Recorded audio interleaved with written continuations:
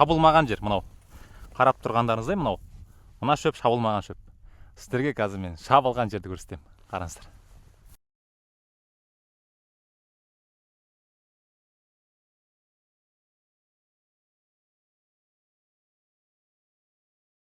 Қазіргі таңда осы орталық Қазақстанда шаншығын жоқтығынан өте жаман болып жатыр. Қарап отқандарыңыздай мына көден қырқардың қалыңдығының өзі бір қаншама жерді сүйреп әкелген кездегі шөптің күйі осындай. Шаруалардың жан айқайы осы шөп болып тұр. Қыста мал қолға қарайды, азық керек, шабындықтарында шөп жоқ, артық малын сатады, шөптің жетпей қалуына байланысты.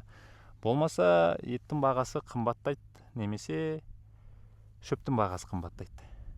Сіздер жақта қалай жауын шашын?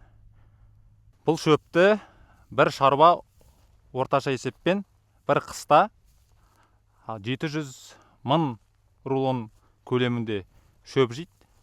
Шабылмаған жерді көрсеттім сіздерге. Мынау шабылған жер. Екеуінің қарасаңыздар айырмашылығы жоқ мүлдем. Шабылған жерде осындай, шабылмаған жерде түрде осындай. 700 мың рулон шығу үшін жерде қандай шөп жату керек.